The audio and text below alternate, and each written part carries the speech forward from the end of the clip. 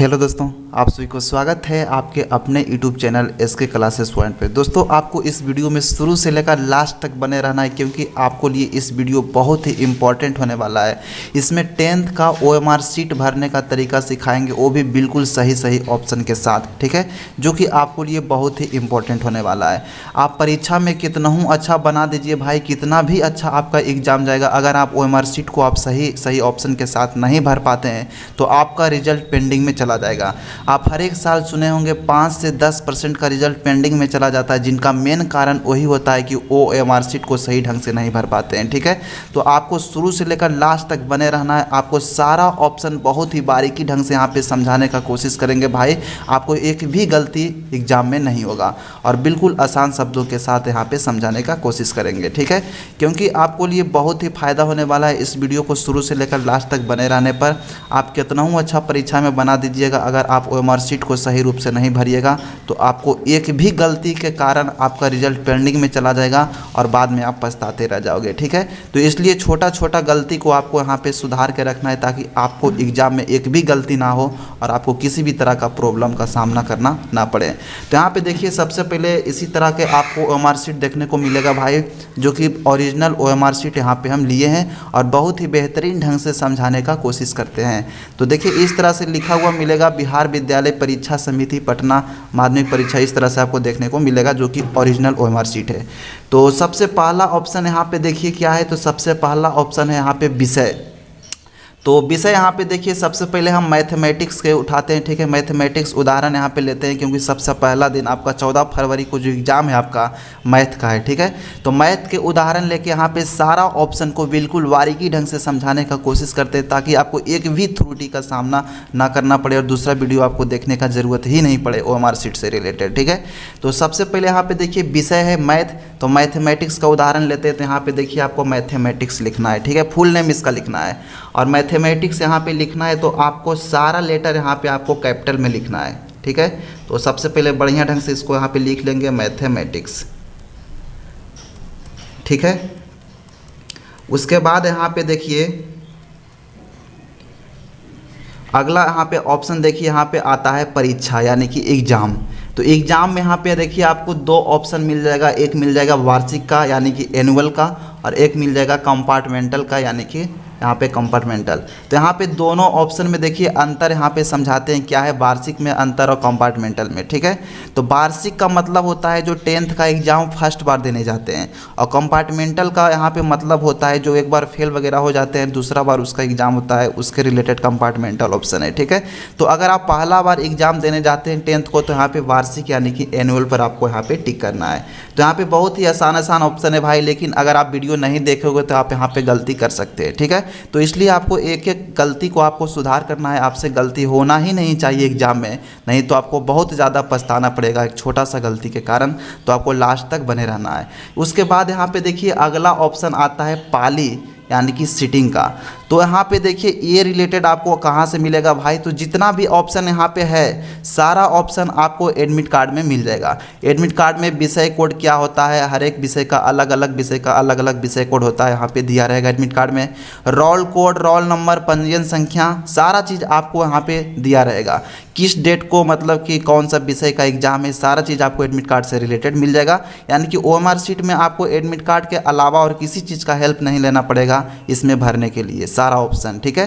तो यहाँ पे देखिए पाली का मतलब होता है सीटिंग यानी कि प्रथम पाली द्वितीय पाली में किस पाली को आपको एग्जाम है वो एडमिट कार्ड में लिखा रहेगा।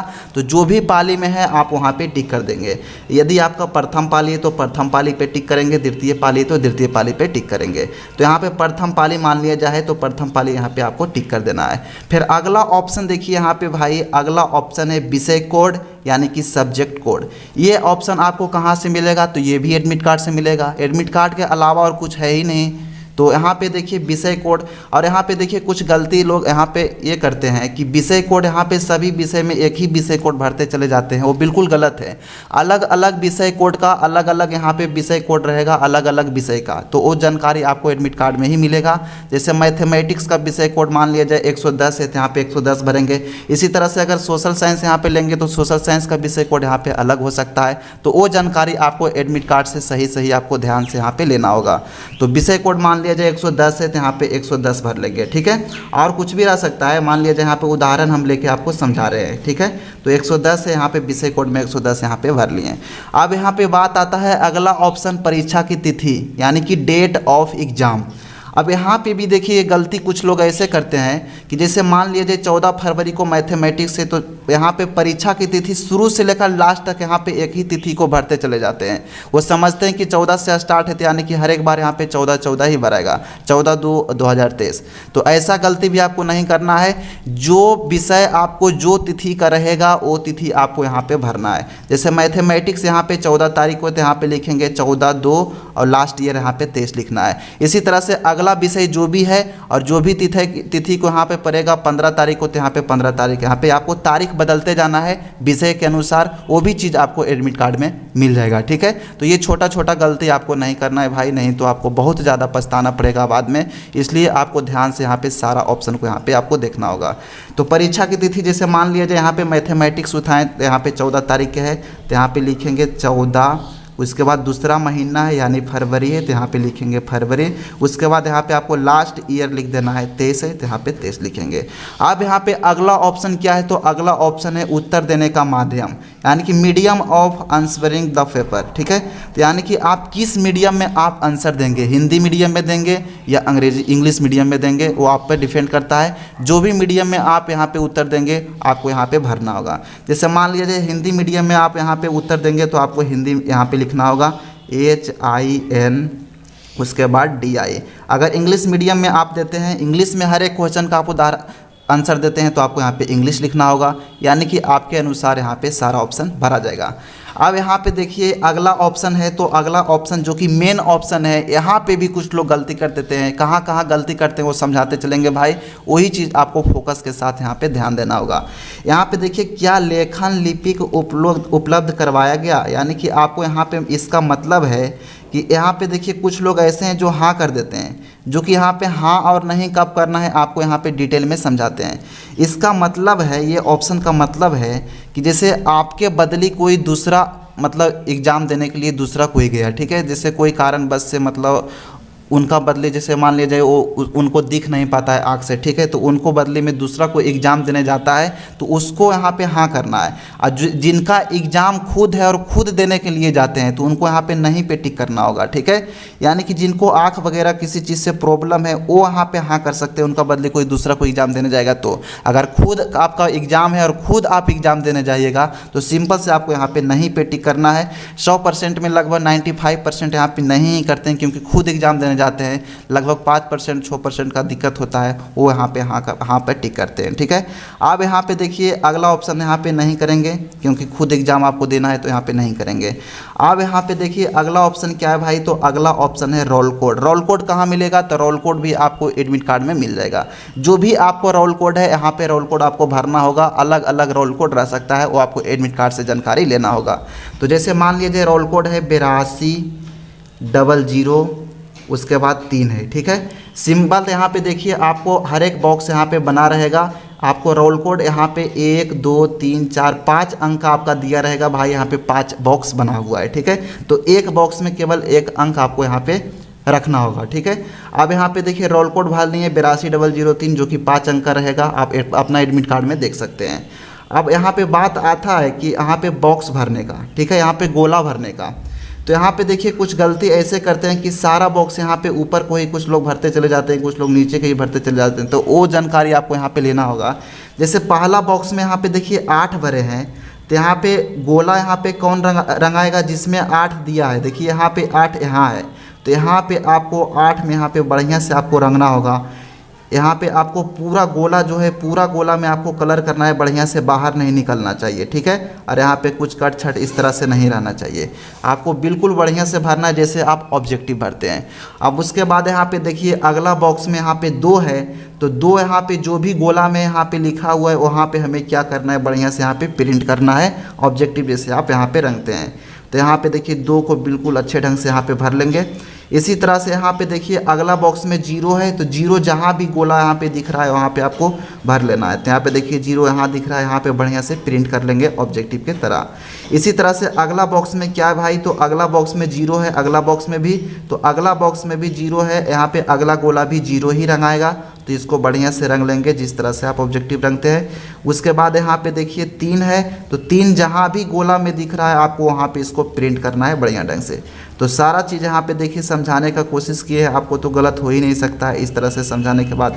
अब यहाँ पे देखिए रोल कोड मेरा कंप्लीट हो गया। सबसे पहले जो भी अंक में दिया हुआ था उसको पाँचों बॉक्स में सिंपल यहाँ पे अलग अलग डिजिट के साथ यहाँ पे पाँचों बॉक्स भर लिए। उसके बाद गोला भरने का बात रहा तो जहाँ जहाँ गोला जितना यहाँ पे है ऊपर के अनुसार यहाँ पे हम रंग लिए, ठीक है, बिल्कुल बढ़िया ढंग से। अब उसके बाद यहाँ पे देखिए अगला ऑप्शन है भाई रोल नंबर का। तो रोल नंबर भी आपका एडमिट कार्ड में रहेगा। जैसे मान लिया जाए आपका रोल नंबर है 22 यहाँ पे 00 उसके बाद 324, ठीक है, अलग अलग रोल नंबर रहेगा, वो आपका एडमिट कार्ड में रहेगा। तो यहाँ पे जैसे रोल नंबर इतना है तो रोल नंबर इतना भर लिए, और इसी तरह से जैसे रोल कोड का यहाँ पे गोला भरें इसी तरह से आपका रोल नंबर का भी गोला भरना होगा।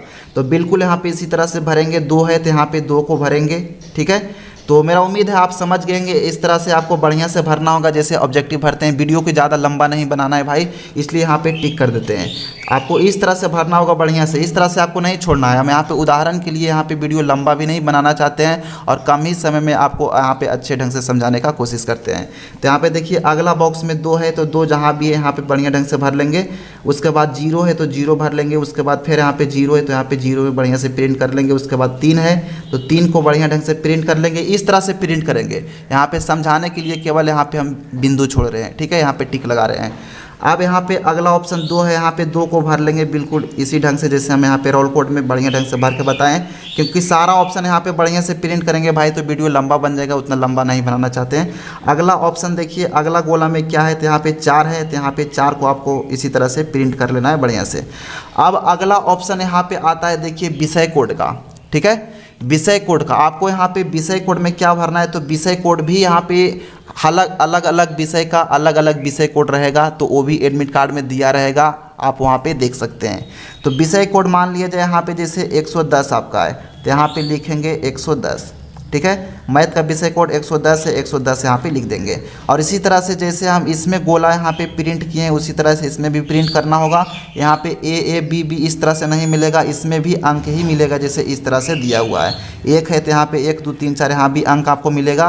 तो इसी तरह से आपको इसमें भी प्रिंट कर लेना है, जो भी विषय कोड है ऊपर के बॉक्स में लिख के उसके बाद गोला के अनुसार आपको यहाँ पे प्रिंट कर लेना होगा। अब यहाँ पे देखिए अगला ऑप्शन क्या है भाई, तो अगला ऑप्शन है पंजीयन क्रमांक यानी कि रजिस्ट्रेशन नंबर।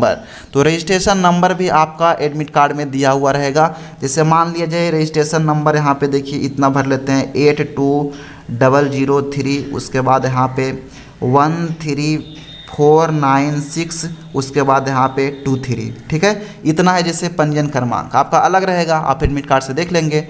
अब यहाँ पे जैसे हम ऊपर यहाँ पे गोला को प्रिंट किए हैं, जो यहाँ पे बॉक्स में जितना यहाँ पे अंक था उसके अनुसार उसी तरह से हम इसमें भी करेंगे। तो यहाँ पे देखिए पहला बॉक्स में यहाँ पे 8 है तो यहाँ पे देखिए एक ध्यान और आपको देना है कि जितना बॉक्स यहाँ पे दिया हुआ रहेगा आपको यहाँ पे पूरा बॉक्स भर जाना चाहिए, उतना अंक आपको दिया रहेगा। यहाँ पे जैसे रोल कोड 5 बॉक्स यहाँ पे है तो 5 अंक का रहेगा।